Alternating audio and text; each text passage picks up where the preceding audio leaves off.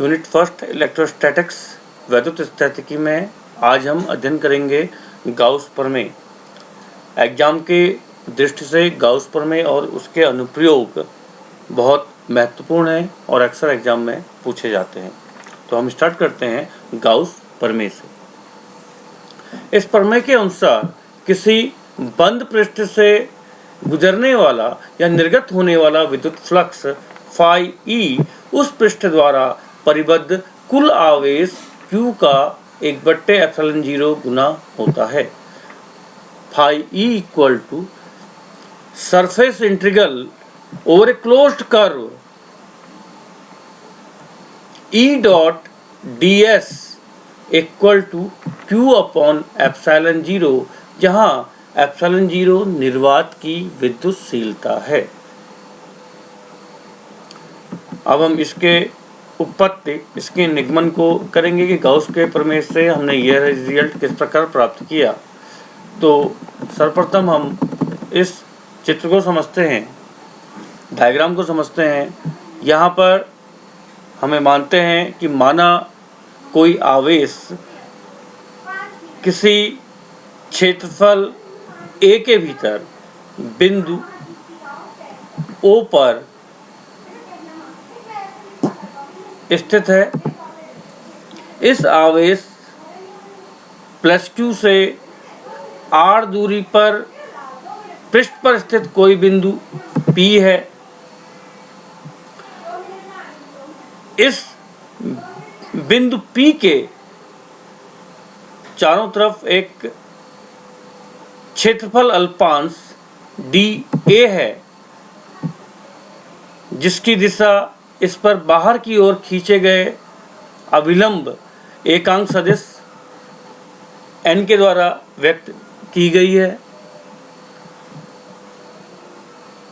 आवेश +Q द्वारा बिंदु P पर वैद्युत क्षेत्र E OP रेखा के अनुदिश होगा तथा E तथा DA के मध्य कोण क्षेत्रफल सदिश DA तथा E के बीच का कोण थीटा है। आपने इस डायग्राम को देखा तो यहाँ पर हमने इसी बात को हमने इसको यहाँ पर लिखा है। माना कोई बिंदु आवेश +Q किसी बंद पृष्ठ A के भीतर किसी बिंदु O पर स्थित है। माना पृष्ठ A पर कोई बिंदु P है जिसका बिंदु O से दूरी r है। पृष्ठ A पर बिंदु P के चारों ओर अल्पांश क्षेत्रफल dA है, जिसके संगत क्षेत्रफल वेक्टर d है, जिसकी दिशा बिंदु P पर अल्पांश क्षेत्रफल dA के बाहर की ओर खींचे गए अभिलंब के अनुदिश है।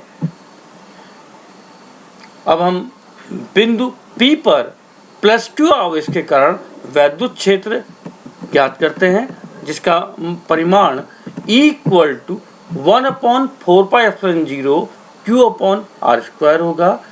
यदि विद्युत वेक्टर E तथा क्षेत्रफल सदिश dA के बीच का कोण थीटा है, तो अल्पांश क्षेत्रफल dA से गुजरने वाला वैद्युत flux d phi E equal to E dot dA equal to EdA cos theta.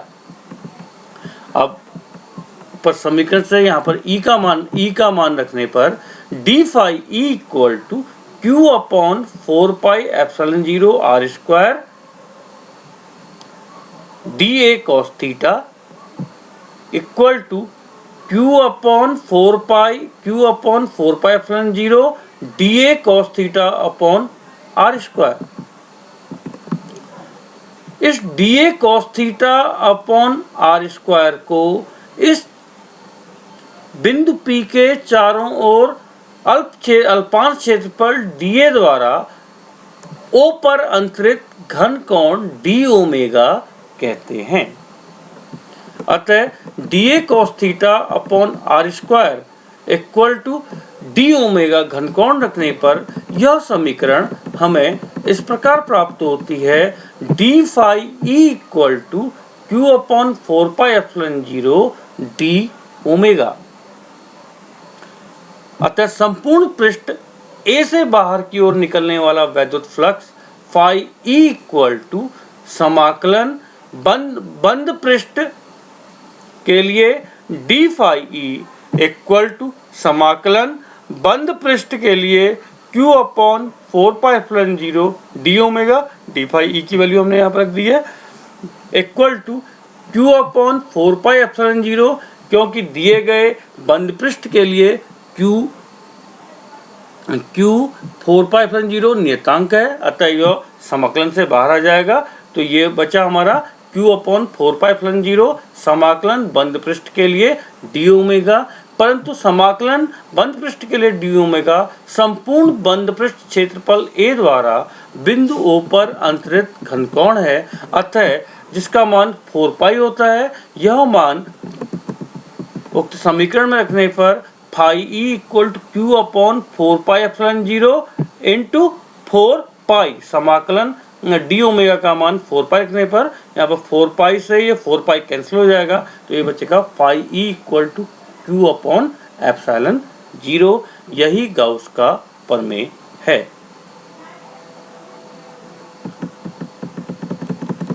अब हम बात करेंगे गाउस के प्रमेय से कूलाम के नियम के निगमन की। इसके लिए हमने निर्वात या वायु में किसी बिंदु O पर एक विलगित बिंदु आवेश प्लस Q स्थित है। बिंदु आवेश प्लस Q के कारण r दूरी पर विद्युत क्षेत्र की तीव्रता E ज्ञात करने के लिए हम r त्रिज्या का एक काल्पनिक गोली पृष्ठ खींचते हैं, जिसे हम गाउसी पृष्ठ कहते हैं। इस गोली पृष्ठ के प्रत्येक बिंदु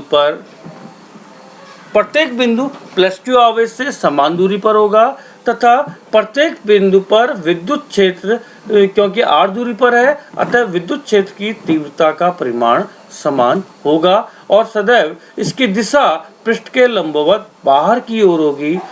माना गोली पृष्ठ पर कोई बिंदु P है जिसके चारों ओर एक क्षेत्रफल अल्पांश dA स्थित है, तो इस पृष्ठ पर dA की दिशा तथा E की दिशा दोनों एक ही होंगी, अर्थात वेक्टर dA वेक्टर E के अनुदिश होगा, तो इनके बीच बनने वाला कोण शून्य होगा। इस स्थिति में E dot dA equal to E dA cos 0 equal to E dA cos 0 का मान 1 होता है। अतः गाउसी पृष्ठ से बाहर निकलने वाला कुल विद्युत flux phi E equal to समाकलन बंद पृष्ठ के लिए E dot dA equal to समाकलन E dA E, क्योंकि गोली पृष्ठ के प्रत्येक बिंदु पर वैद्युत क्षेत्र का परिमाण समान है, अतः यह इस गोली पृष्ठ के लिए क्षेत्रफल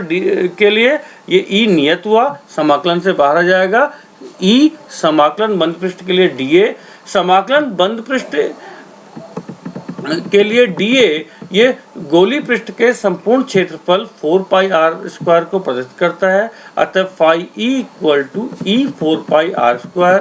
परंतु गाउस की प्रमेय से phi E equal to Q upon epsilon 0, ये गाउस की प्रमेय से हम जानते हैं कि इस गोली पृष्ठ के भीतर Q आवेश स्थित है, तो गाउस की प्रमेय से phi E equal to Q upon epsilon 0, जबकि हमने फाई E इक्वल टू क्या प्राप्त किया है, E 4 पाई r स्क्वायर, अतः ये दोनों बराबर होंगे, अतः Q upon epsilon 0 equal to E 4 pi r square. अतः बिंदु आवेश प्लस Q से r दूरी पर वैद्युत क्षेत्र की तीव्रता E equal to 1 upon 4 pi epsilon 0 Q upon r square.